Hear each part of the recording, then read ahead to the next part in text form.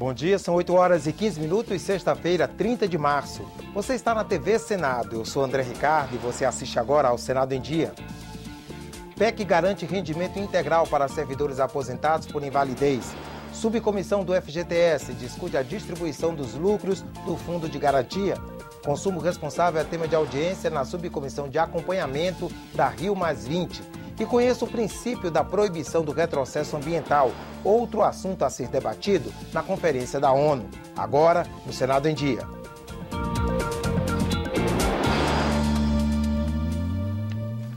Durante a sessão solene do Congresso ontem, foram promulgadas 2 emendas constitucionais. Uma delas garante benefício integral para os servidores públicos aposentados por invalidez. Numa sessão solene, os presidentes do Senado, José Sarney, e da Câmara, Marco Maia, assinaram as emendas aprovadas pelo Congresso, que passam agora a fazer parte da Constituição. De autoria do senador Gin Argello, uma das emendas transfere da União para o Distrito Federal autonomia para organizar e manter a Defensoria Pública da capital do país. A Constituição de 88 estabeleceu que cabia à União cuidar da Defensoria Pública do DF, mas essa atribuição não foi exercida na prática. Com a aprovação dessa emenda, o Distrito Federal passa a ter uma defensoria pública organizada, mais bem aparelhada, para que possa defender melhor os interesses da população do Distrito Federal. Já a emenda 70 garante vencimentos integrais a servidores públicos aposentados por invalidez que tenham entrado no serviço público até 31 de dezembro de 2003. Parabéns ao Parlamento, parabéns ao Congresso Nacional, parabéns à sociedade brasileira que soube de forma organizada demandar mais essas 2 grandes conquistas que são entendidas e aprovadas pelo nosso Congresso, pelo nosso Parlamento. Muito obrigado. Com as medidas implementadas por esta emenda, é corrigida a situação dos servidores que viam seus proventos serem drasticamente reduzidos em casos de serem levados a se aposentar por invalidez permanente. Verificamos assim que a aprovação dessa emenda pelo Congresso Nacional é uma medida extremamente justa e muito reclamada pelos servidores públicos. Parabéns a esses servidores alcançados pela medida, bem como aos senhores defensores públicos do Distrito Federal. A emenda constitucional não tem efeito retroativo. O vencimento integral começa a ser pago a partir de agora com a promulgação da emenda. União, estados, municípios e o Distrito Federal têm um prazo de 180 dias para rever todas as aposentadorias por invalidez concedidas a partir de 1º de janeiro de 2004. É um avanço social, é a reparação de uma injustiça e é preciso destacar, eu não conheço nenhum outro caso em que uma proposta de emenda constitucional tenha sido aprovada em 2 semanas aqui no Senado Federal.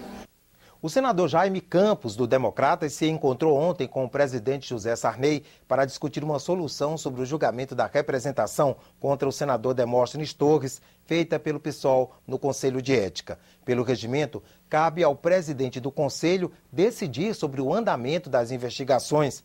Como o cargo está vago, o senador Jaime Campos, que é o vice-presidente, disse a José Sarney que não se sente à vontade para tomar a decisão sobre o colega de partido. O senador Jaime Campos me comunicou que, sendo vice-presidente do Conselho, ele acha que a presidência do Conselho está vaga. E a presidente é que teria a competência de decidir sobre a representação. E nesse sentido que ele ia consultar juridicamente a casa para ver que solução ele teria que tomar. Tá? Dessas denúncias, séries de denúncias contra o senador Demóstenes Torres? Eu acho que as denúncias são graves e o que nós temos aqui é que colocarmos em andamento as representações que foram feitas.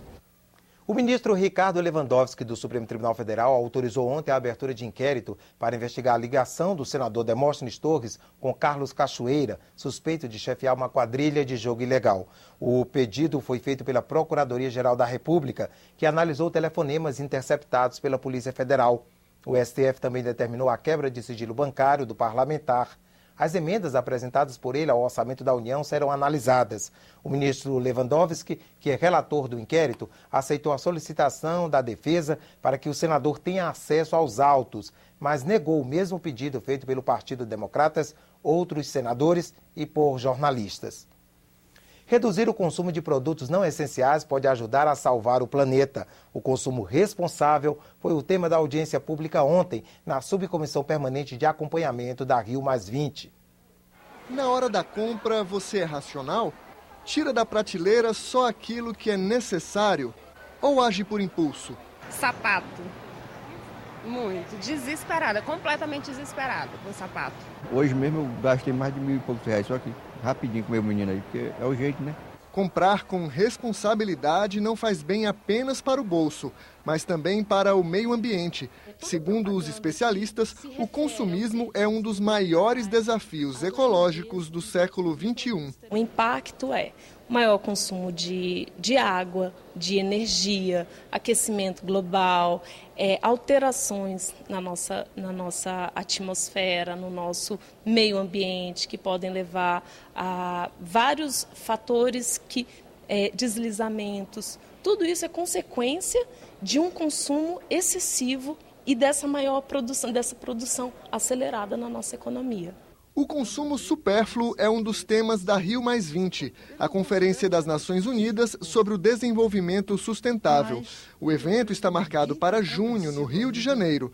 No Senado, os participantes da audiência pública cobraram mais consciência na hora da compra. É preciso rever modelos de negócio, cadeias produtivas inteiras. Aqui no Brasil, a gente tem mais de 240 milhões de linhas celulares em uso.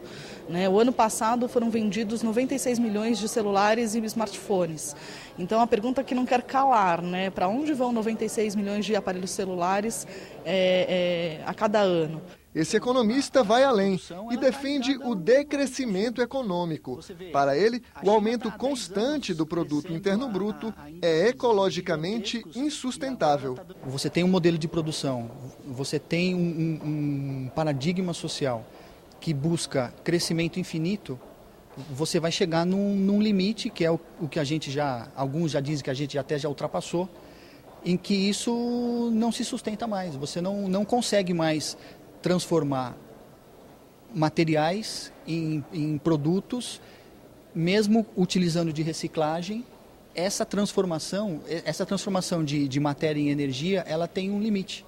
É preciso aumentar o consumo dos bens essenciais e reduzir dos bens supérfluos. Por exemplo, quando eu era menino, um carro durava 20, 30 anos.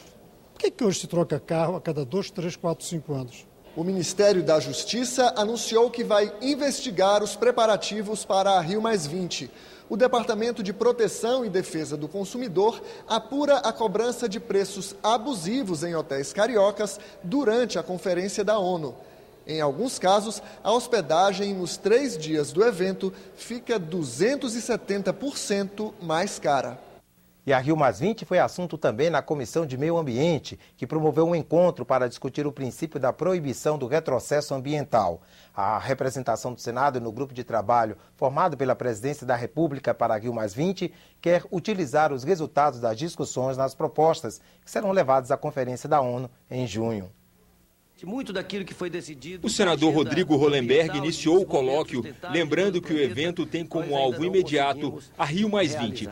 E nesse sentido, quero registrar que o Senado Federal, a representação que o Senado Federal tem no grupo de trabalho designado pela presidenta Dilma para tratar da Rio+20, estamos defendendo, claro que com o apoio de diversas outras instituições, do Superior Tribunal de Justiça e diversas outras instituições, a inclusão no documento final a ser assinado pelos chefes de Estado e chefes de governo, o princípio da proibição de retrocesso ambiental. Os debatedores explicaram que o princípio da proibição do retrocesso ambiental é uma forma de impedir que proposições legais venham a enfraquecer os direitos ambientais no ordenamento jurídico. O professor da Universidade de Limoges, na França, Marcel Priet, evocou uma série de leis e decisões judiciais em outros países que mostram a aplicação deste princípio. Segundo ele, a comunidade internacional compreende os direitos ambientais como direitos fundamentais e utilizou como exemplo recente do princípio da proibição do retrocesso ambiental um referendo na Califórnia em novembro de 2011, que impediu a revogação de leis estaduais que aplicavam o Protocolo de Quioto.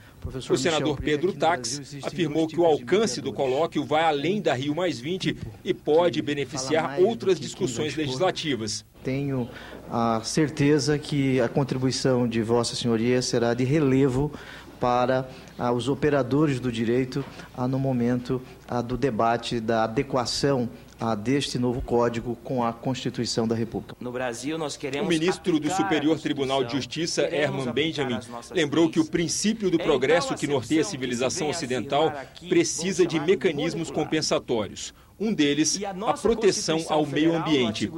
Herman demonstrou que a Constituição de 1988 já prevê o princípio da proibição do retrocesso ambiental. Depois de fazer a referência ao meio ambiente ecologicamente equilibrado, diz que é dever de todos, e do poder público em especial, defender, proteger, assegurar os chamados, aspas, processos ecológicos essenciais, fechou aspas.